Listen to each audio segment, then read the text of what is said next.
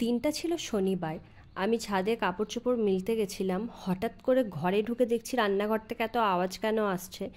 তো ভাবলাম হয়তো লাড্ডু কিছু করছে। ঘরে ঢুকে দেখি ও মা, এ তো অবাক কাণ্ড।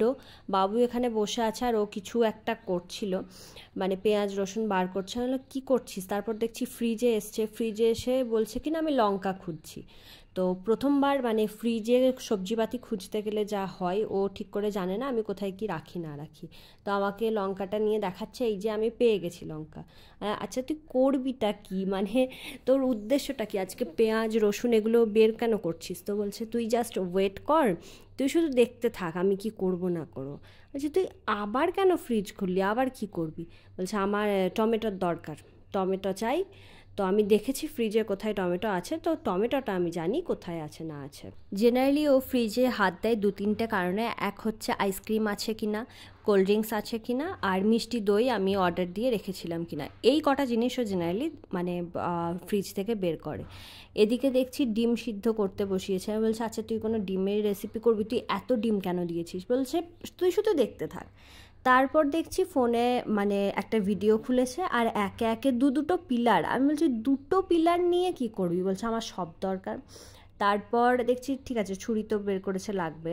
আর দেখছি গ্রেড করার মানে গ্রেডার, ওটাও বের করেছে। বললাম ঠিক আছে। আর একদিকে ভিডিও কিন্তু চলছে, ও কিন্তু ভিডিও দেখে যাচ্ছে। তারপর বাইরে সমস্ত কিছু নিয়ে এসে রাখলো। আরে তুই জায়গাগুলো কেন নোংরা করছিস? তুই রান্নাঘরেই তো সব কর। সে না, আমি হচ্ছি একদম ওয়ার্ল্ডের বেস্ট রাঁধুনি, তো আমি এরকমই করি। তো বেস্ট রাঁধুনির এই হলো নমুনা। ধনেপাতা আনতে গিয়ে বেচারা আমার ছেলেটা ওখানে ঘুমাচ্ছিল, ওর গায়ের ওপরে ফেলেছে। ও বিরক্ত হয়ে গেছে যে কি করছে, মানে ও অবাক হয়ে গেছে যে আজকে রান্নাঘরে কে এসছে আর বাবা করছেটা কি। তারপর দেখো ওর অবস্থা। আমি বলছি এভাবে টমেটো কে কাটে? বলছে তুই জাস্ট দেখে যা, শুধু দেখে যা। ওর একটাই কথা, তুই দেখে যা কীভাবে কি করি না করি। ঠিক আছে আমি দেখতে থাকি।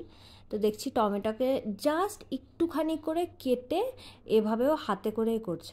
এর থেকে বেটার ছিল তুই হাতে করে এগুলোকে কাটলে পারতিস, ছুরির কি দরকার ছিল?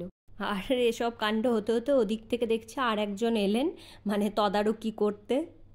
ওর কিউরিওসিটি এত বেশি, ও দেখছি টুকটুক করে চলে এসছে, সে এখানে বাইরে এসে বসে পড়লো যে আজকে হচ্ছে কি। এই কাজগুলো তো মা করে, বাবা তো কোনো দিন এই কাজগুলো করে না। তো আমিও আজকে বসে বসে দেখি কি হচ্ছে। তো 2 মিনিট ধরে লিটারেলি চলে যাচ্ছে ও টমেটো কাটা, টমেটো কাটা শেষ হচ্ছে না। তারপর দেখছি লঙ্কাগুলোকে কুচি কুচি করছে। তাহলে লাগবে হয়তো কুচনো লঙ্কা। লঙ্কা কাটতে গিয়ে এদিক ওদিক দেখছি ছড়িয়ে ছিটিয়ে পড়ে যাচ্ছে। তারপর দেখছি না, ও লঙ্কাটাকেও পেস্ট করবে নাকি। তো লঙ্কাটাকে যখন পেস্ট করবে অত কুচি করে কাটার কি দরকার ছিল? না, আমি ভিডিওতে যা দেখেছি আমি সেম ওভাবেই করব। আচ্ছা ঠিক আছে। এবার এলো রসুনের পালা। তো দুটো রসুন যখন এভাবে ছাড়াচ্ছে দেখলাম, আমি যেই বলেছি কি আমি হেল্প করবো, আর সাথে সাথে হাসিটা দেখুন একবার কীভাবে হেসে দিল ও।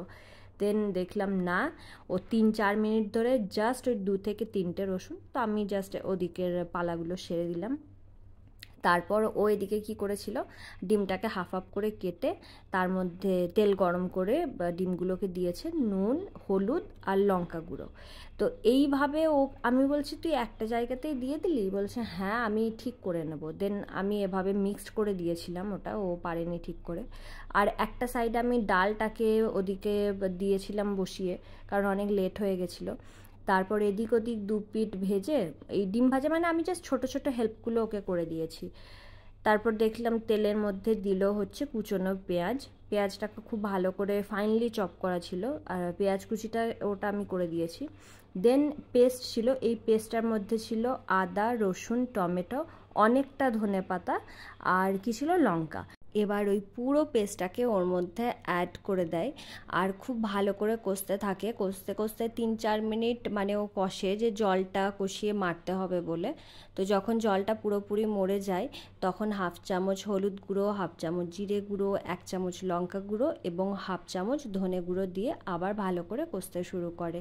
আরও অল্প একটু ওই বাটি ধোয়ার জলটাকে দিয়ে খুব ভালো করে কষতে থাকে।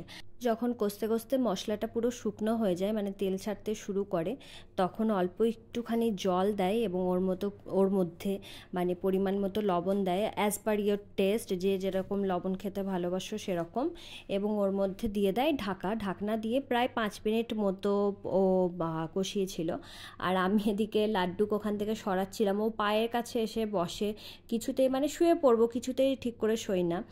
দেন আমি ওকে যেই বলেছি যে আজকে ওকে স্নান করতে হবে, আর স্নান করার নাম শুনেই ওর মুখটা দেখবেন কি হয়ে গেল অবস্থা, যখনই বলবো স্নান করতে হবে ব্যাস ওর মুখের এক্সপ্রেশন পুরো চেঞ্জ হয়ে গেছে। হ্যাঁ, একটা জিনিস এখানে আমি দেখাতে ভুলে গেছিলাম, যখন মশলাটা কষতে দিয়েছিল ও এর মধ্যে আর 1 কাপ মতো জল অ্যাড করেছিল, যে যেমন গ্রেভি খেতে পছন্দ করবে সেরকম। এরপরে যখন মশলা থেকে পুরো তেল ছাড়তে শুরু করে তখন আমি দিয়ে দিয়েছিলাম এর মধ্যে ভেজে রাখা ডিমগুলো আর লঙ্কা কুচি, আর জাস্ট হালকা হাতে নাড়া দিয়ে 2 থেকে 3 মিনিট এটাকে কষতে হবে। কষলেই রেডি হয়ে যাবে। না, রেডি হবে না, বাকিটা আপনারা মানে শেফের কাছ থেকে শুনে নিন ও কি বলতে চাইছে। ফাইনালি আমাদের ডিমটা রেডি। কি এটার নাম কি সেটাই তো বলিস নি। তাওয়া এগ ফ্রাই। তাওয়া এগ ফ্রাই স্পেশাল নাম, বাট তাওয়াই তো নেই, এটা তো তাওয়াতে হয়। কড়াই এগ ফ্রাই, কড়াই হয়েছে বলে কড়াই এগ ফ্রাই। আচ্ছা দেখি, যেহেতু আমরা মানে ভাত দিয়ে ইউজ করব, ভাত খাবো, ভাত দিয়ে খাবো, তার জন্য আমাদের গ্রেভি একটু রাখছি। না হলে যদি পরোটা বা রুটি দিয়ে খাওয়া হয়, গ্রেভি একদম মেরে দিতে পারো নিজেদের মানে চয়েস ওয়াইজ। ওকে ওকে, তো শুনেই তো নিলেন রেসিপির নাম কি। রেসিপির নাম হচ্ছে তাওয়া এগ ফ্রাই। যেহেতু আমাদের কাছে তাওয়া নেই তাই এর নাম রাখা হয়েছে কড়াই এগ ফ্রাই। তো এটা খেতে সত্যি দুর্দান্ত হয়েছিল। ভিডিওটা ভালো লাগলে লাইক করবেন।